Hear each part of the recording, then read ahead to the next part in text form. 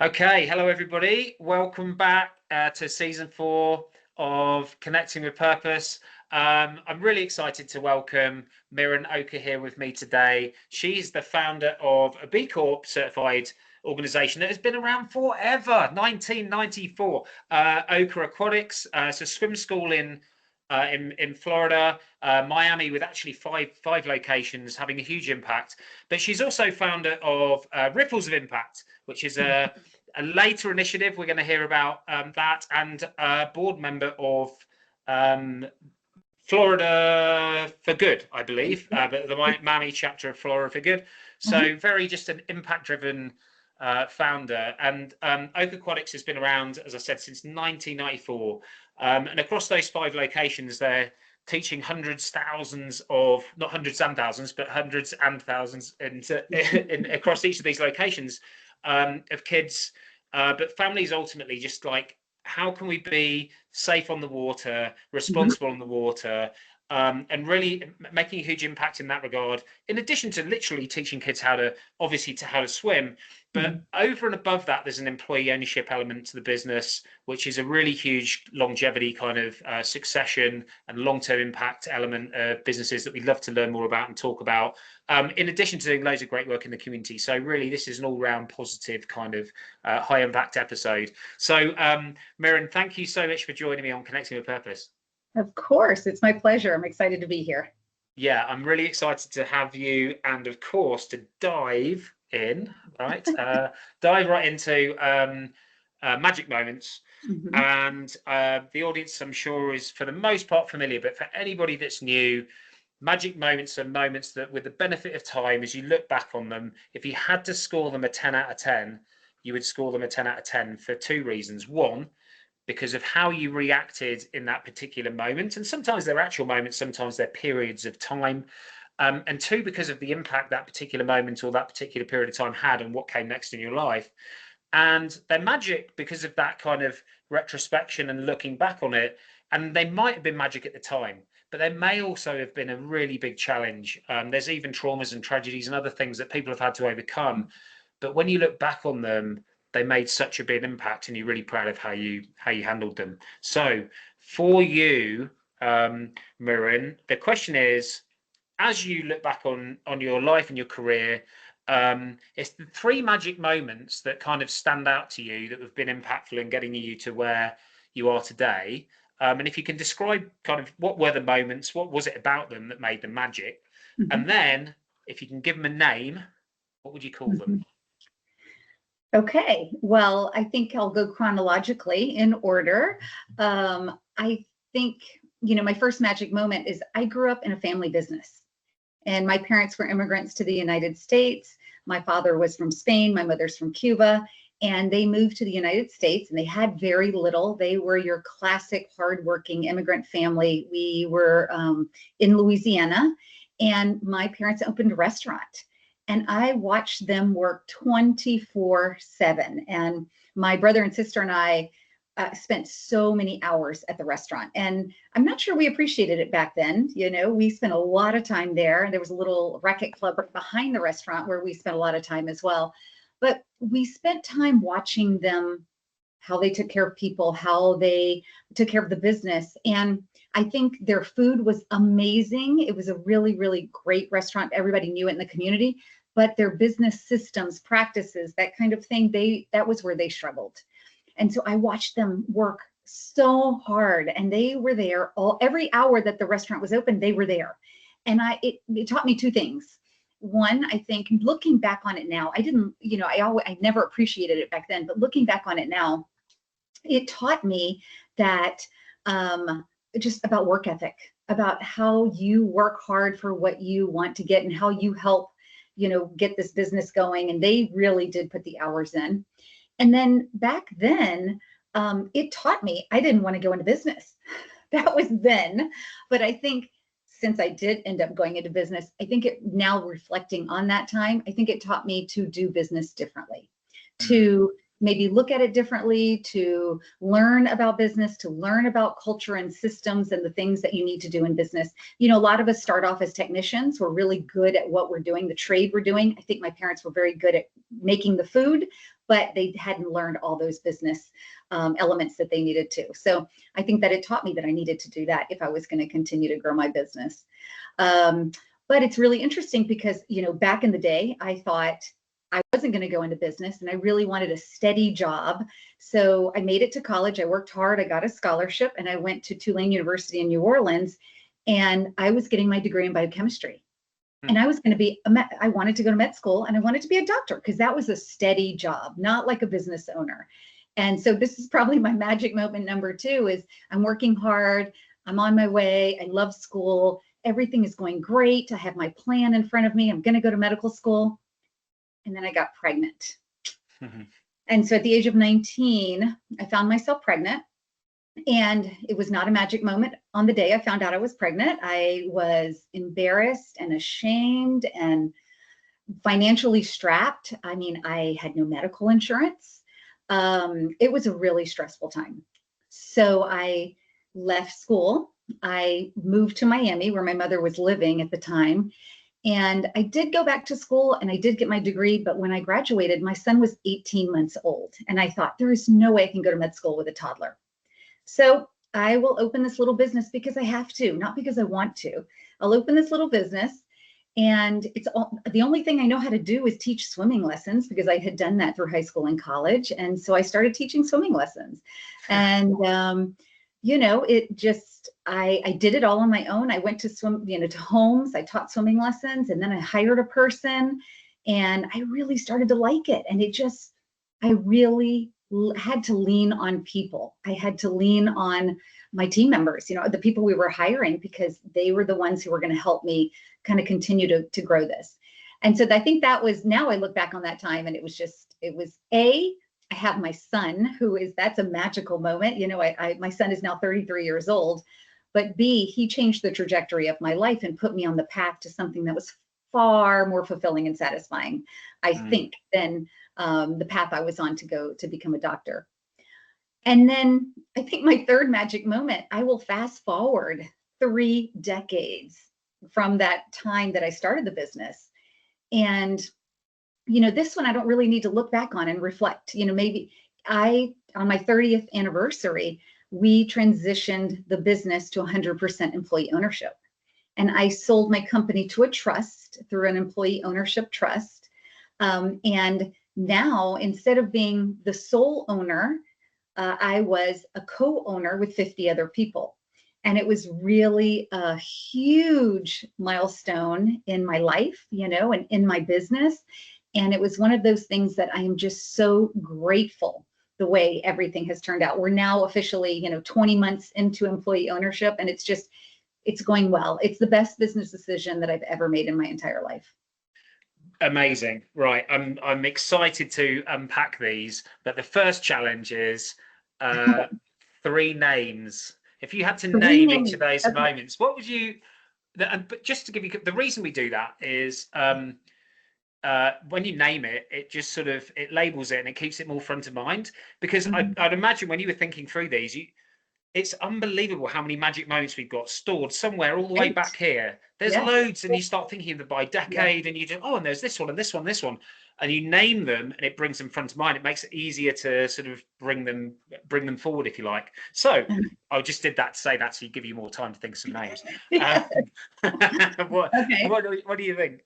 So the first one, I think, growing up in the family business, I think I'm going to name it's a different story, because I was growing up in Louisiana, where there weren't a lot of immigrant families at the time. You know, we were a very different, we were different, and everything we did was different. And my parents spoke Spanish at home, and just everything about us, we were called kind of the different people in the community.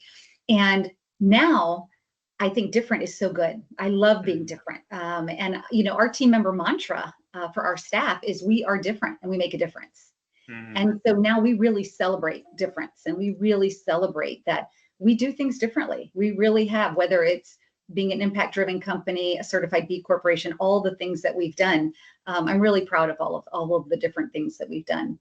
If I went to my second story, the time in college, Oopsie. See, I would think, I know I want to say, I have to say my knee jerk, my first word that came to my mind was turmoil. I mean, it was rocky. It was hard. I didn't know what I was going to do. It was all about, maybe the right word is survival. That's what it was all about. It was all about survival. And I needed to make a living for my growing family with my son and myself. And so maybe not turmoil, but survival, I think is the right word. Yeah, love that. And Okay. then I think for, the transition to employee ownership, I think it's evolve. So evolve is such a powerful word for me because it is just, how do I help the company get to 30 years, 3 decades.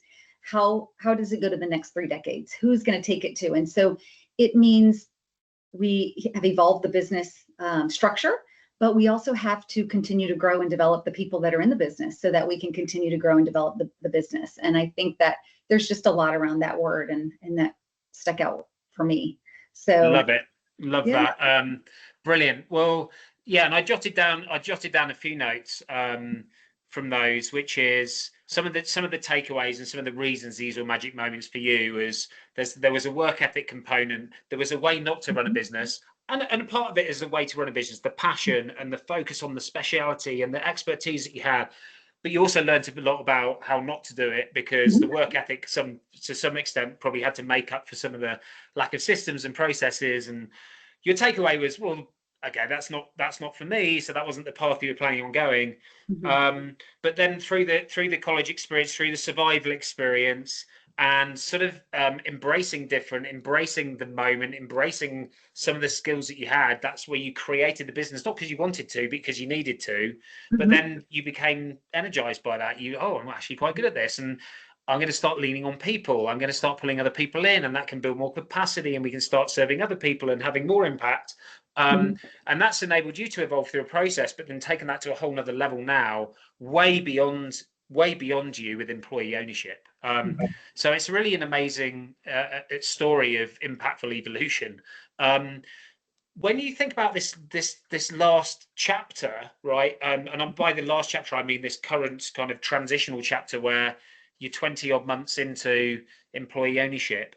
Could you just give people a little bit more context on what that process was and why you did it, and then probably sort of I'll have a couple of other questions, but I'm interested now, with 50 other owners of the business, kind of what does that look like in terms of growing people, continuing to grow the business, decision making, etc. So we'll get to that, but first, why did you choose that option for employee ownership? What was behind it, and sort of how did that process feel? Yes. Well, I was growing the business. Started in 1994, and I started hiring people, started getting pools, and we were doing quite well. I was in a hotel pool, I was in a country club pool, a couple of private schools. We had all these pools, and we were growing the business. And one day I got kicked out of one of the pools because we were growing too big and we were causing too much activity. And I thought, oh, this is the worst thing ever, and actually it wasn't. It was the best thing, because it made me sit down and think about, what do I really want here? And so that's when I decided to go indoors and to build a pool. So I wasn't necessarily just going to be a swim school operator. Now I was actually going to be a contractor and build a pool and go into a building and do all of these things. And so that was a huge undertaking. I did that. Eventually, we have 5. In a span of 10 years, we opened 5 indoor warm water locations. So we had that time. We're going through, it's 2019. We've opened our 5th location. Everything is going well, but we got onto PE's radar. Private equity started coming by to visit. And I hadn't even thought through what it looked like to sell a business or to exit a business. I was in growth mode. I was in, let's keep doing this. This is great. And we were growing the business because we had grown people. That's the only way I could continue to grow the business, was that we had a manager and training program. We had enough people to grow a business. Let's open another one. And so private equity, I met with my first group, and I remember they came to the pool. I didn't even have shoes on because they'd come early. It was 3 gentlemen. We're talking about the business. And I thought, this isn't what I want. This didn't feel just right. So I just kind of watched what was going on for the next couple of years. And I realized, I saw how they were rolling up the industry around the country, rolling up a lot of children's activity centers. And I thought, this isn't going to be what I want. So I actually went to my son, the person who changed the trajectory of my life. I went to him and said, hey, this is a great business. Why don't you do it? And he had worked for the business and he was very good. And he said he didn't want it. He did not want to run my business. He wanted to do his own thing. And so that was really tough for me. That was like, oh, come on, I just grew this. This is legacy, and no, he didn't want to do that. So I thought, what is the next best option? I can sell it to my employees. And I did look at a few options. I can get a team of people and try to sell it to them. But honestly, it was going to be really hard because they did not have the capital to do that. So then I looked at a worker cooperative. That was kind of an intriguing model, but it wasn't the right fit for us. And then I found the employee stock ownership plan. And the employee stock ownership plan is it's more common in the United States. There are about 7,000 in the United States. And I thought, this is interesting. I hired an attorney. I did a valuation and a feasibility study. I started learning everything I could. I talked to every CEO I possibly could. And then one day I learned, I was trying to connect with New Belgium Brewing. They were a certified B corporation and an ESOP. And they had been sold. They had been sold to private equity. And I thought, gosh, I still can't protect the company the way I wanted to. And when I found that out, somebody told me, hey, there's a structure out there called an EOT. And it's actually the primary form of employee ownership in the United Kingdom. But when we looked at this transaction, there were fewer than 50 in the United States. Wow. So it was going to be a new undertaking and different. I like different. So I jumped in. I spoke to every EOT I could find in the United States, and it checked all the boxes. It was actually the perfect structure for us. And I hired an advisor, and it took about 9 months, but we did the transaction. And I sold 100% of my company to a trust. It's an employee ownership trust. And what's different about this trust than an employee stock ownership plan trust is that I could write anything I wanted into the trust. So I wrote that we wanted to strive to maintain our B Corp certification. We're also members of 1% for the Planet, which is it's a nonprofit where you donate, you commit to donating 1% of your gross annual revenues to causes that are vetted by 1% for the Planet. And so I want those things to continue on. I want to take care of our team members like we've always taken care of them. And these are all things that I wrote into the trust. And it's been what this is, it's a perpetual purpose trust model. So it's and it protects the purpose.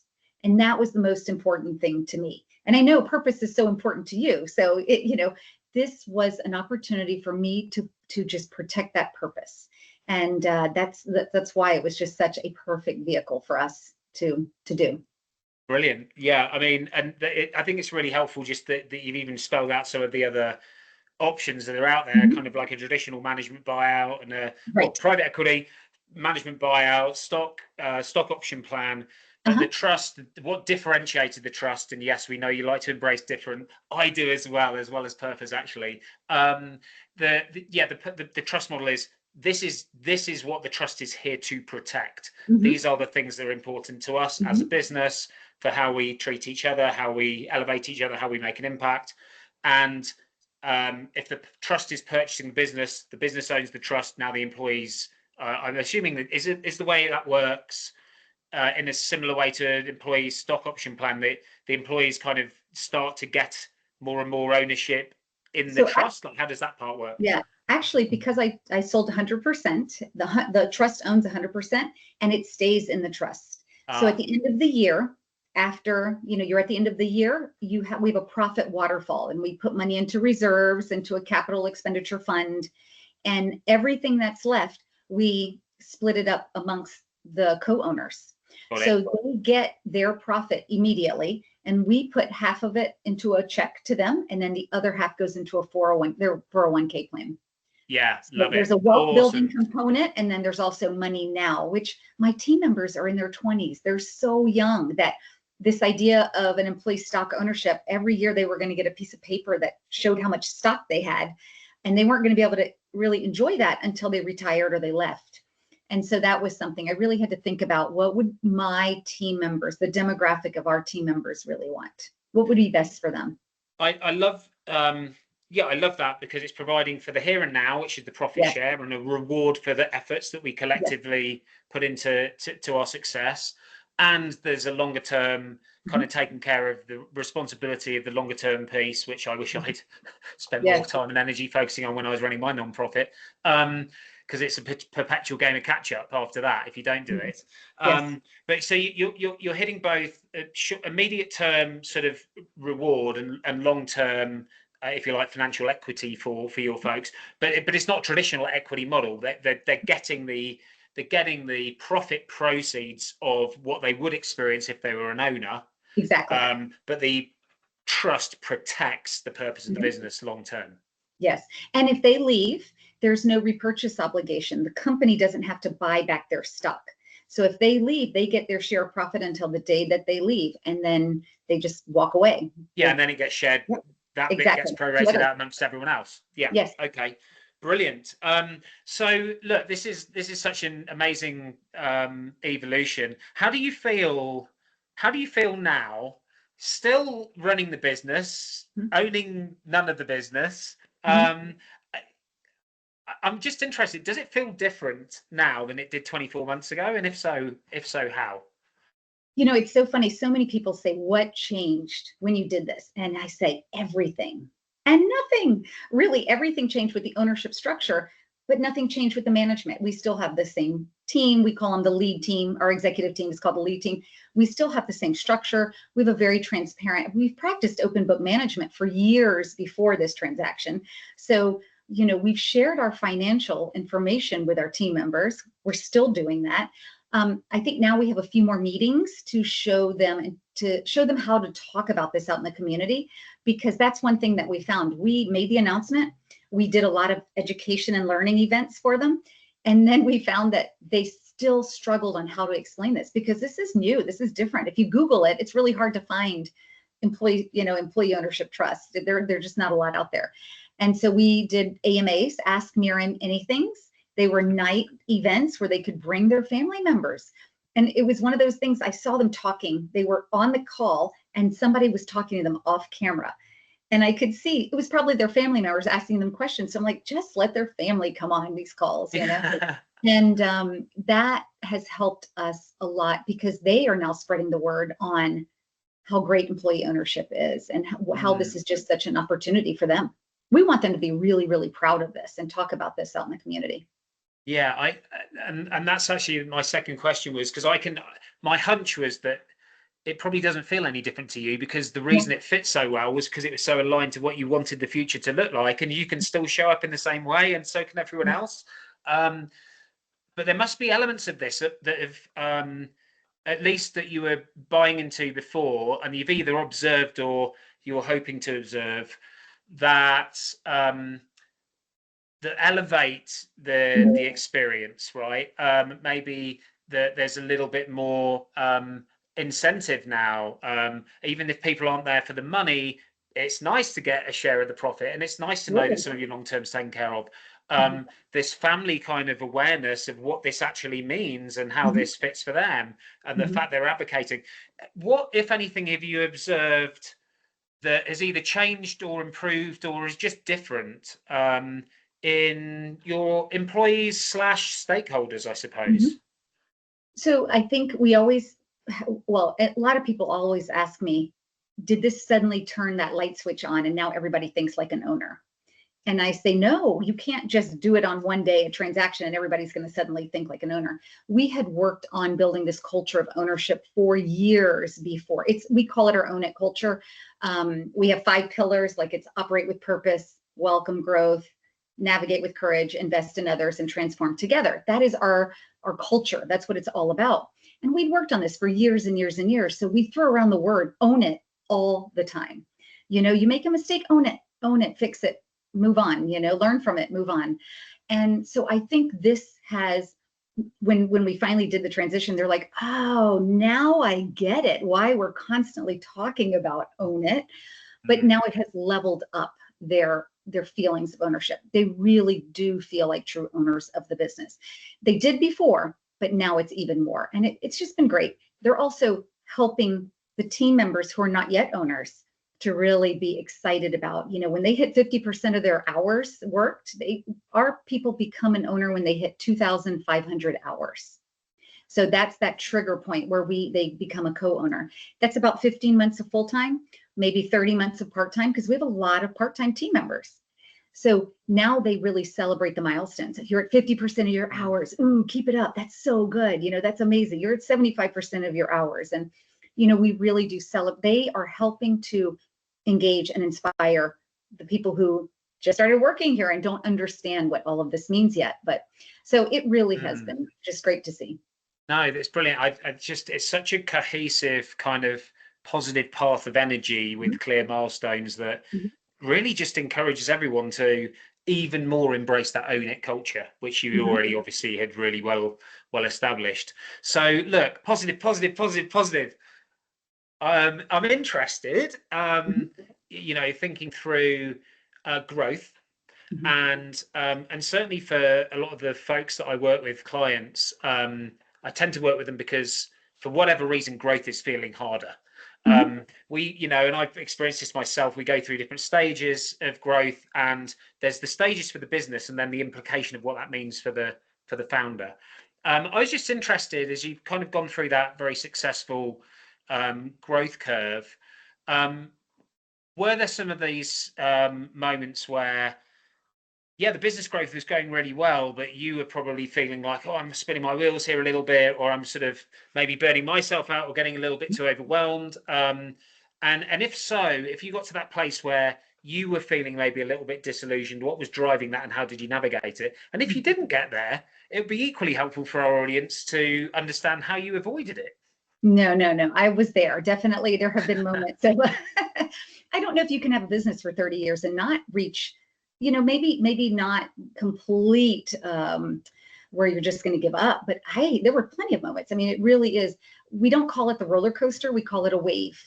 And we're just really good surfers, and we really do learn to surf, because if you keep surfing through that wave, you'll make it to the other side. I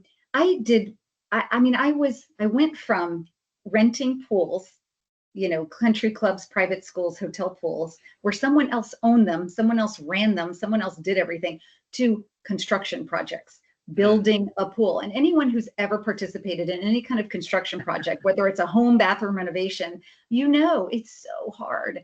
And we were building indoor pools in Miami-Dade County where they didn't even know where to put us, because this is a community where outdoor pools are abundant. So I really did navigate a lot of learning moments during those times.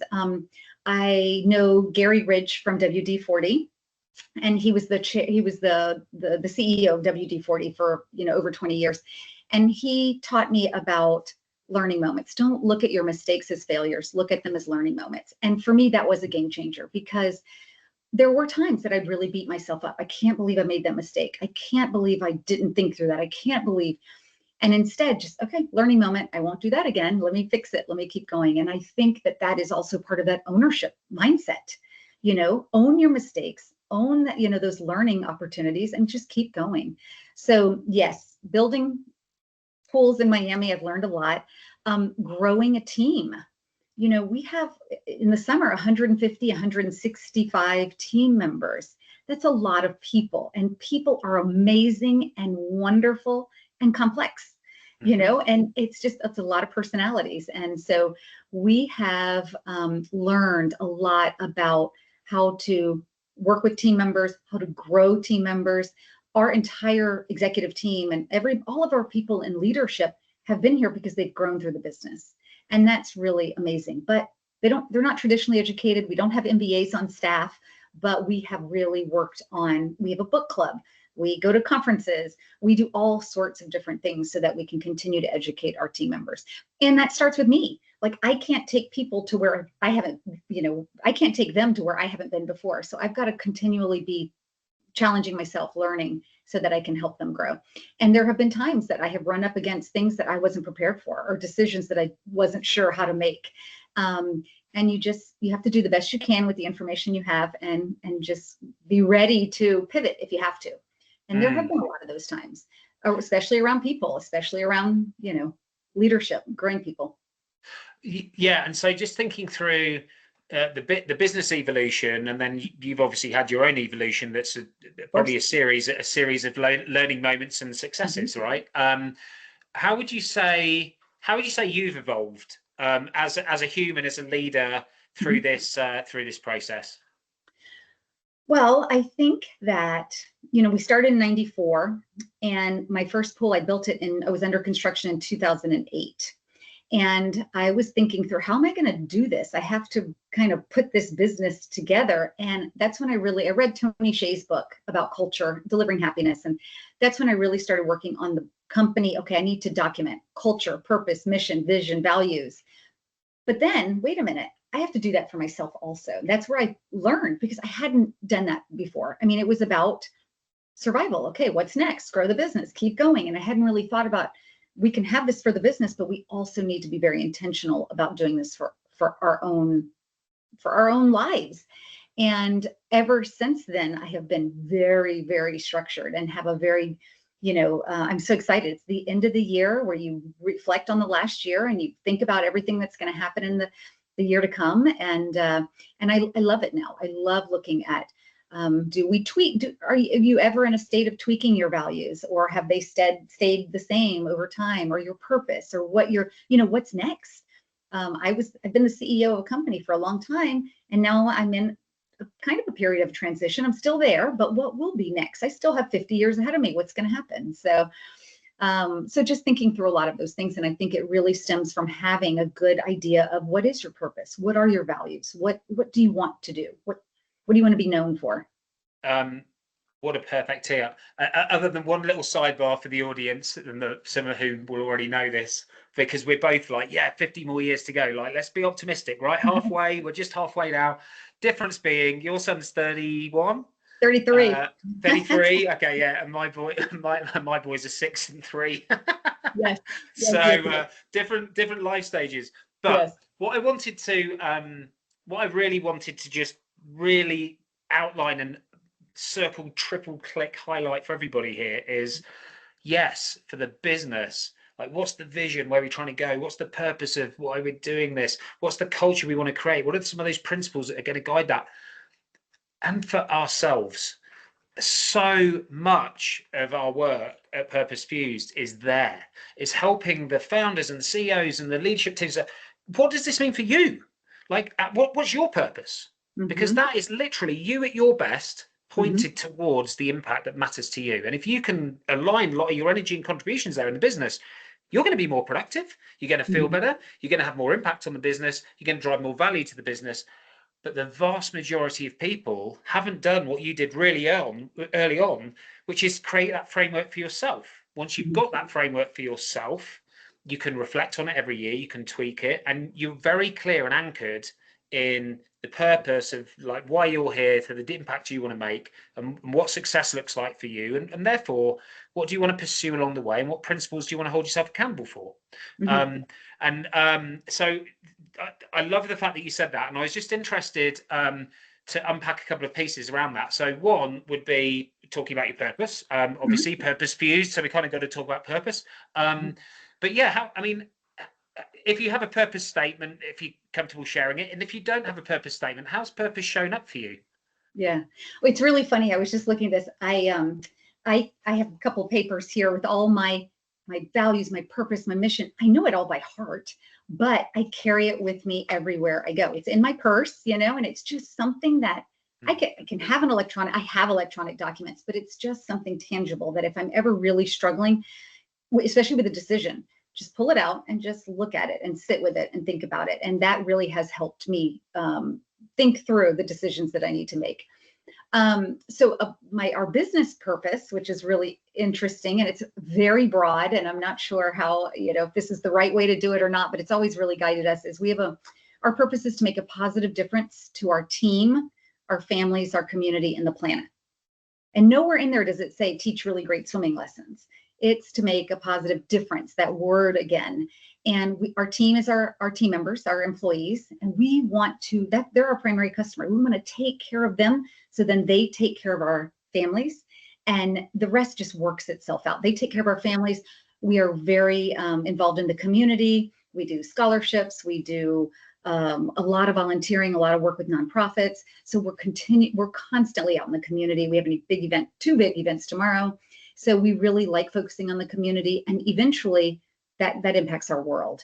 One part of our mission is we want to grow our team members under a framework of environmental and social responsibility so that we can grow the business in a sustainable way and make a bigger impact on the world, because that's what it's all about. And we really do talk about this all the time at work. Yeah. Now, my personal purpose is I want to spread the spirit of positive leadership and create opportunities for us to learn, grow, and prosper together. And that's been I've tweaked it over the years a little bit here and there, but that has been something that I have really just wanted to do. I want to help others.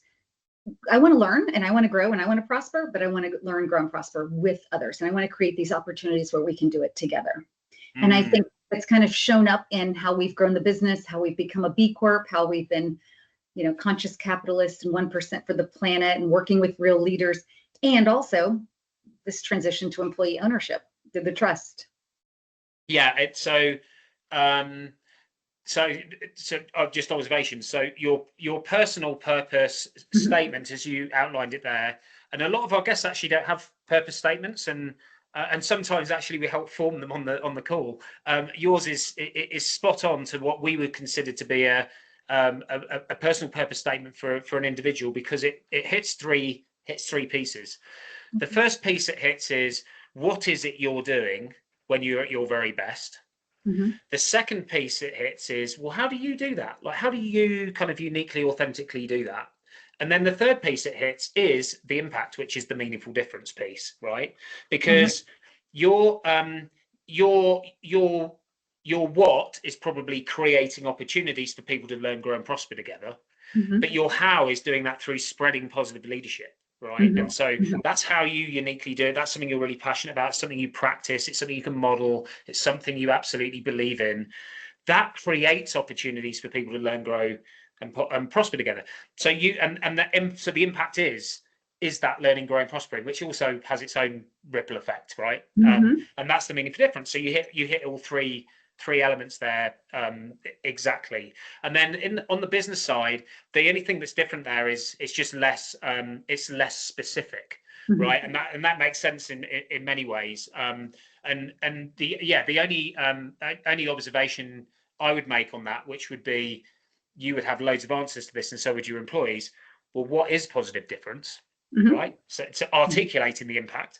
You've hit what we consider impact is three-dimensional. It's me, we, and world. You all three are in your purpose statement, right? You've got to impact yourself and your families and the community, and anything beyond that is me, we, and world. And when that's aligned, when you understand what is meaningful difference and how does that align across those areas, it just provides that kind of clarity of focus for people. But when you have a business with so many people in it, having a more, what I would consider to be more of an umbrella purpose statement, when yours is more specific, makes sense, because it allows people to apply their own individual purpose to what is that meaningful difference, because it's slightly different for everybody. And so it enables everybody in your organization to fit under that kind of making a difference for the business, and that they're thinking about it on more levels than just maybe the kids that they're supporting. So love that you've hit on all of those elements. And when you think about your purpose in terms of not just your purpose, but like your purpose will play into this. When you think about the possibilities ahead, the next 50 years, let's be optimistic, right? And whatever that means for this next chapter of your involvement in the business, how would you articulate some of the possibilities ahead, some of the things you're excited about, that you really kind of want to really kind of pursue? Well, one of the things I transitioned March of 2024. And in the summer, I wasn't thinking, okay, what am I going to do next? What am I doing? I'm still the CEO, but what is next? And I thought, I'd always had this dream of opening a nonprofit. And I did. I thought it was going to take months and months, like a year to do. And it actually happened a lot quicker than I thought. So I opened a nonprofit. The nonprofit is called Ripples of Impact. And it's ROI for short. And it's redefining ROI for business. I want to show especially I occasionally go out and talk to businesses and talk to them about how return on investment is super important. But there's also this other component, this other ROI that works hand in hand with return on investment. It's ripples of impact. And so often we get stuck on looking at KPIs and key performance indicators, and we're always looking at numbers and dashboard and scorecard and everything. But I want people to start looking and start weaving in impact indicators. What are the stories that come back to you that you hear that you're making an impact? And it can be team members reporting back or families reporting back. And so every week at all of our meetings, it's on our dashboard. It's an impact indicator. Okay, what's the impact indicator of the week? And it's a story that we've heard, and last week the story was one of our team members, one of our managers is buying a house, and she's buying a house, and she really was so, it's because I've gone through all the personal financial literacy education at Ocaquatics that I am able to save money to be able to do these things and now buy this home. And she's so excited about it. And she is telling everybody, about how important those personal financial literacy opportunities are, because we offer the classes, but we can't force people to take them. So we are really, she's our ambassador. She's out there talking about it, and that has really helped us. So those are ripples, the ripples of impact that come back to us. And we think that they help us remember that the work we do matters and it's important, but they also help, they're part of our legacy. They're part of, everything moving forward. And I think that that's, it's the stories over those statistics on the dashboard. That's what we want to know about. Yeah, brilliant. And so with that ROI, both the name of the company and the reframe, what's your kind of like target market / beneficiaries, if you like, of those services? Like, who are you focusing on to try to redefine ROI?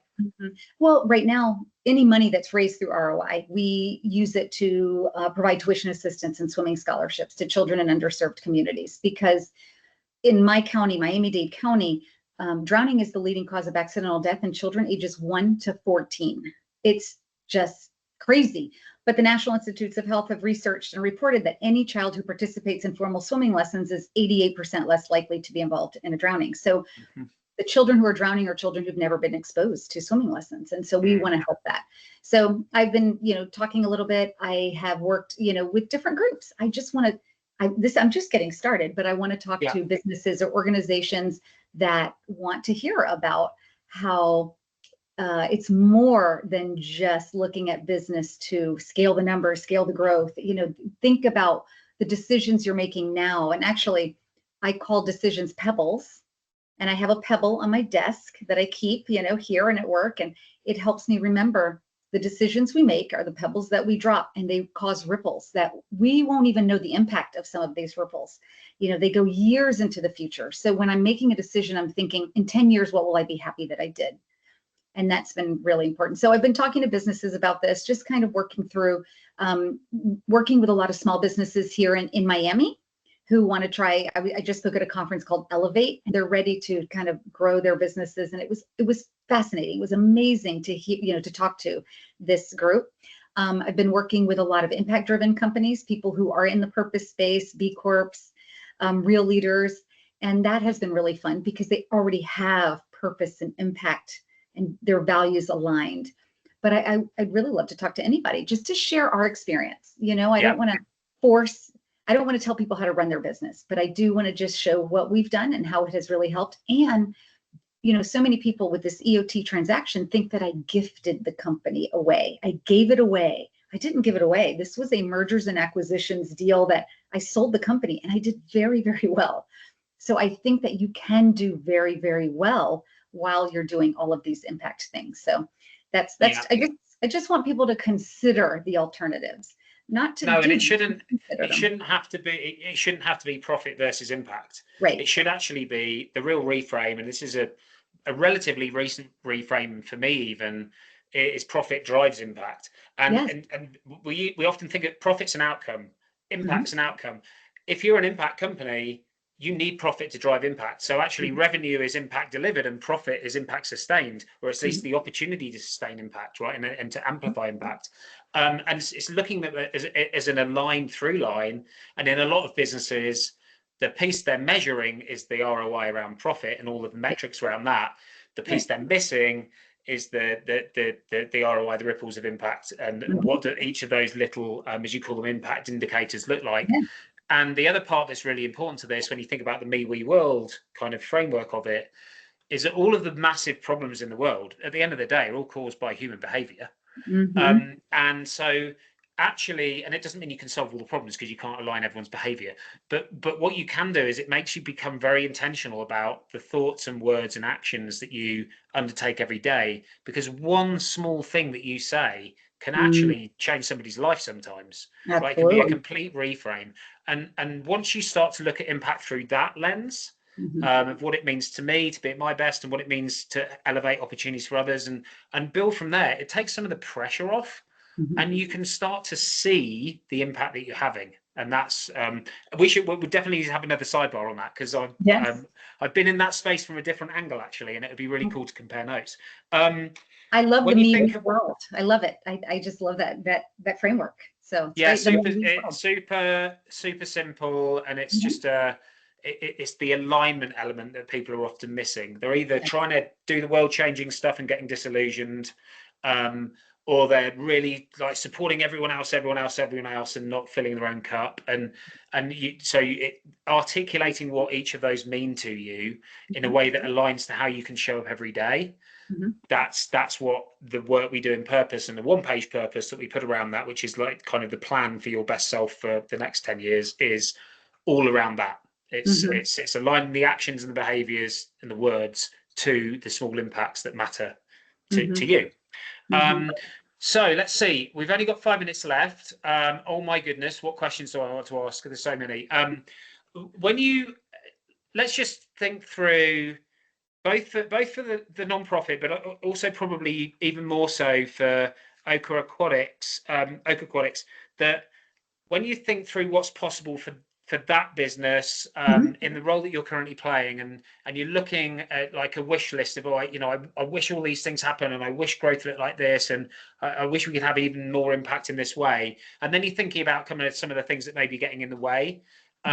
What are some of the challenges you feel you and the team need to overcome to get to that kind of next level for the business? Well, for the business, Ocaquatics, I mean, we're looking for our next location. So some of the challenges we're having are real estate prices in Miami are ridiculous. So it's going to be really hard to find somewhere where we can do that.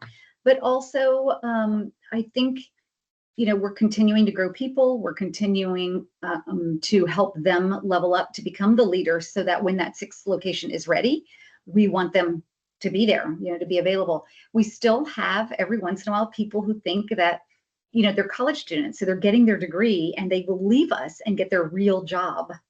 And they don't realize this is your real job. You might not have shoes on, but this can be your real job, And so we're still continuously, we've always done a lot of work on helping people see that this can be a career. It has improved over the years. It's really improved now that we're in employee ownership trust, but we still have that challenge because so many of our team members are immigrants or they're children of immigrants. And their parents came to this country so their children could go to college and become a doctor, lawyer, accountant kind of thing, So, yeah. But we do a lot of boomerangs, people that go out into the world and then come back to us. So we're constantly, pushing that this can be a real career. I think, the other thing is we want to be a case study. I want Ocaquatics to be a case study. So we need time. We're 20 months in. We need time to show that this can be a really great alternative to all sorts to businesses in all different industries. So I'd really like to hopefully be studied, and for people to say, wow, we can do this. A swim school. Who would have thought a swim school? And so that's one of the things I'd really like. I love how all those elements weave together outside of real estate prices, which obviously is just a very challenging, like economic thing that you have to sort of be able to work around. The other elements are all people elements, and it's around the it's around kind of you said leveling up. It's kind of building capacity of that ownership mindset in a way that the business can grow into, versus it being the other way around. And then the career pathways, so the retention, the succession, the belief that this can actually be a way of living professionally. So those are great to speak to the long-term piece, which will obviously adds a ton of content to the case study. Yeah. The last part, we probably only got time for one question, and it's going to be a personal kind of you question. And I suppose it would just be kind of like the words of wisdom, really. It's the if there's one message you wanted to leave to the sort of this growth stage founder community that you've really learnt and you really believe in, what message would you like to leave with folks? I think it is, it's the pebble. It's never underestimate the power of one small decision, and the pebbles, your choices, your moments of courage can shape the future of your company and your life and your team. And I think that I think I mentioned it earlier, but I try to make decisions that my future self would be proud of. In 10 years, what will my future self be happy that I did today? And that's hard. That's hard sometimes. But I think that is the, carrying the pebble around and thinking about what are the ripples of impact that this pebble will create with my choice. And I just to sum that up in a word, it's intentionality, right? And to have that intentionality, it really helps to take that 10-year reframe that we look at we world on a 10-year basis for that exact same reason. So what we'd be really proud of in 10 years time, and then just think about that now when you're going to drop this pebble, because actually it can just be one really small thing that you do, and you choose whether that ripple is going to be positive or negative. Right. Absolutely. So the intention is let's lean. We all drop pebbles everywhere. So let's be intentional about where we're dropping them and why, and that they align to the impact we'd be proud to have. Yes. So love it. Said. Ooh, yeah, what a lovely way to end. Awesome. Great. Well, look, Miren, thank you so much. My goodness, that went by so quickly for me, at least. But yeah, thank you for sharing. It's such a brilliant case study, and I hope that you do get that kind of outcome down the line. Brilliant for people here, and I thank you so much for taking your time to be with us and our audience for Connecting with Purpose. Of course, it was really fun. So thank you so much, Mark. I appreciate it. You're very welcome.